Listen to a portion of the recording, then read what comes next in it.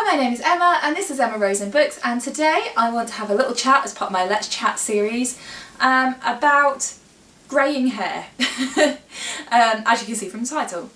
I have already filmed this video 2 or 3 times, but I keep rambling, so I'm going to try and keep it a little bit more concise this time.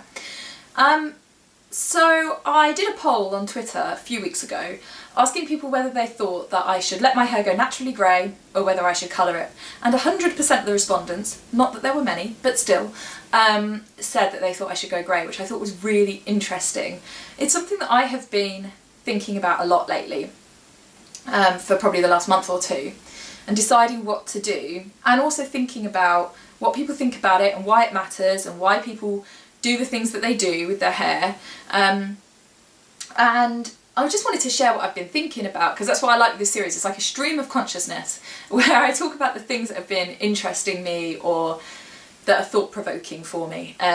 So I'm going to start off just by explaining a little bit of like my journey with my hair. And so I found my first grey hair. I can pinpoint the date, I'm not going to look it up, but I'll tell her. Anyway, my friend found my first grey hair. I think I was about 19, and it was on the day that the HMS Scylla sank, so you could look that up if you wanted. I'm not going to. And if you don't know, because most people probably wouldn't, the HMS Scylla was a ship that was sunk on purpose off of I think it's Rainhead in Cornwall, and it was so that an artificial reef could be created. It was partially because the James Egan Lane, or I believe this is true, the James Egan Lane, which is a wreck in the area that's a really common dive site, was starting to disintegrate, and so they wanted to put another wreck near it to kind of take over from it, but also to be a scientific study, predominantly to be a scientific study into the colonisation of a wreck, looking at it from a biological perspective. So it's sunk on purpose, and my friends and I went to watch it going down, except I actually missed it going down because I was painting my nails and there was all these signals they were doing, you know, setting off flares, and each flare meant like, oh, it's going to go down in however much time, and I wasn't really sure what flares meant what, and as the ship sunk I'd look down to paint my nails because we were waiting there for a couple of hours. And yeah, so I didn't actually see the ship go down because it went down fast. I've actually dived it twice, I think, and it's very cool. It's a very interesting project.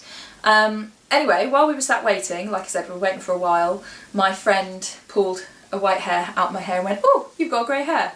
And as I said, I was about 19, so I was mortified. And my, sorry, I keep shifting. My mum has probably gone grey at like the same kind of rate that I have. She had quite a lot of grey in her hair in her 30s.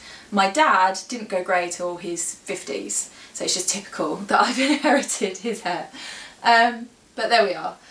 So from when I was 19, I slowly started to get like a few more white hairs running through my hair, to the point where people, particularly tall people, would look down on me, because I'm only about 5'4", and look down and go, "Oh, you're actually quite grey." You're like, "Oh yeah, thanks." So I started to get my hair highlighted to try and blend that in and make it look like it was on purpose, that I had light hairs in my hair.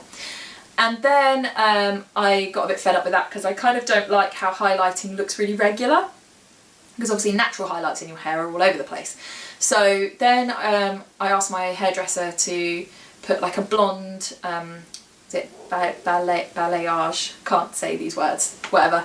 Painty, splatty blonde in my hair, and it ended up really blonde, which looked lovely, except that I was pregnant, and I felt like to have that kind of hair, the bleachy hair, that I needed to actually make an effort and like do it properly and wear nice makeup and stuff like that, so that it didn't just look a total, you know, like dry bleachy hair, because I've got naturally really dry hair. And I felt, because it also made my skin look quite pink, and I felt like I looked like this kind of like big pink pregnant woman, and I just went right off it. So my hairdresser then put brown in the top to just tone the blonde out, and I really liked that. And if you look back at BookTube like a year ago, that's what my hair was like. So it was quite long, my hair was down, you know, sort of bust level, and I had it was brown probably down to my chin and then graduated out into blonde at the ends, and I thought that looked really nice. But the issue, of course, was that then, because I had this brown put through, you could see that that was a different colour to my natural hair colour. And I then got into the cycle of having to go and have my roots done. Which the whole point of highlighting my hair in the first place had been so that that would kind of never happen, and that my hair would just kind of get more and more multicoloured, and then gradually the grey would come out and I'd be alright with it. Or, I don't know, that was kind of the idea, although I was just going to see how things went. But so I ended up in that thing of having to have my roots done. And it kind of occurred to me that that wasn't my intention, it just sort of accidentally happened. And that I'm one of these people that roots growing out annoys me. It's the same as if I have my nails done, because my hair and my nails actually grow really fast. And so having like that, you know, when you've had like gels or something and you have that a couple of millimeters of your own nail growing underneath, it drives me crazy. It's why I can't get my nails, like fake nails, put on. And the same with my hair, having that few millimeters of root growing through, I find really irritating. And so I was talking to my hairdresser about it and kind of said, well, you know, can I just let my natural hair colour grow through, because I don't like this, I don't like having roots. So what she's doing now is putting semi-permanent colours through my hair, so it's going to kind of just blend everything in so that you're not going to really be able to tell when my natural hair grows through. My natural hair colour actually isn't all that different to this, it's duller. So my natural hair is just a boring brown. And so I guess all you're going to see really is a few of the white strands start to come through, and I'm not even that grey. I don't know, well, I might be. Last I looked, I wasn't that grey, I just do have some white strands growing through it. So aside from the fact this colour is a bit darker, only a bit, but a little bit darker than my own hair, so it's just to make it grow out so that it doesn't look like I've got like two-tonal hair. So that's the plan at the moment, and I'm really happy with that. I see people about who have like stripes of grey through their hair, and I think it looks great. And I thought, if that's what I think when I look at somebody else, why am I trying to cover up my hair going grey? And I think a part of it is because I felt I was too young. And when I was starting to go grey in my 20s and people commenting on it in my 20s, it felt really unfair. But now I'm in my 30s, I think I care about it less, because I am older and it's fine, and I'm not trying to look really young, you know, it's okay. I don't know, I think I'm just more content with it. So I feel differently about it. But yeah, I saw that picture and it kind of made me realise, it's like it kind of ties all those strings together of what I'd been thinking of, like, actually, that's what I want, not the dyeing the hair. But it really did make me think, because in general, and this is a generalisation of course, men tend to let their hair go grey naturally. And I imagine, I don't know, but I imagine men must feel the same when they find their grey hairs. They must feel, it's still a sign of ageing, it's still kind of unwelcome, I guess. So I don't imagine I don't know, but I don't imagine that there's a difference in how that feels. But a man will generally just leave it, and a woman will start to do things to try and hide it. So highlight it, dye all her hair, whatever. And I find that very interesting, and I wonder why. Is it because, in general, men have short hair, and so maybe it's less obvious because there's less of it, and so it bothers them less than for a woman who, you know, if you've got hair around your face like this rather than just up here, like, is that more of an issue? I don't know. Is it because in the past men weren't particularly bothered about their appearance, whereas women, you know, there was that divide and like with the beauty industry, that was targeted more towards women. I think now that's less of a thing. I think that men are more concerned about how they look than they used to be. And I just find that interesting. And I mean, in lots of people, you'll never know whether they are colouring their hair or not, so you know, you can only assume. But I think that you see more men with their natural hair, you see like splatters of grey through it, and nobody cares. That's the thing that gets me when I really thought about it. Nobody cares that, oh, he's gone grey. Occasionally, you know, I know people who have gone grey, and there might be a, oh, you went grey really young, oh, is it because your wife's annoying, or is it because your husband's annoying, or, you know, have they sent you grey, or have your kids sent you grey, or whatever. And I used to joke with my kids at school, and like if they were mucking about, I'd be like, oh, it's another grey hair, you know. So there's that, but I don't think there's like a, oh my god, you look terrible. There's just sort of gentle ribbing, which maybe also is part of the source of the problem, because if you think that people are going to tease you about it, then maybe you want to cover it up. I don't know. The other side of things that I thought about, I generally like to be quite a natural person, and when I'm thinking about the example that I'm setting to my children, surely I want to set an example of a woman who is content with how I look and content with how I'm aging, and that I just go through the natural aging process. I've also been thinking about the fact that for a lot of people who colour their hair, at some point they generally transition to grey. So it might be that they dye their hair brown into their 60s and then they grow the brown out and go white. Or they gradually tone it into a blonde, or maybe they were natural blonde, whatever. As an aside, it is really unfair that as a brunette it's such a decision of like, because the grey is going to be really obvious. Whereas if you're blonde or you have red hair, then you just sort of fade, your colour fades and nobody cares or notices. I think that's unfair. But you know, I kind of thought about that and thought, do I want to like dye my hair now, constantly be having to go to the salon and having my roots done and fretting about, oh, we're going out for dinner and I've got a centimetre long roots and I don't like it. And then when I'm 50, 60, kind of going, oh, I want to go to my natural hair colour, and then having to faff about with that. Or do I just kind of go, stuff it and go with it? And that currently is my thinking, although it may well be that when my natural hair starts to grow out I might panic and colour it. We'll see. I still intend to have the brights put through. I don't know how well it'll pick up on camera, but I have blue, turquoise, and it's book hair. It's the same colour as the blue on the front of my book.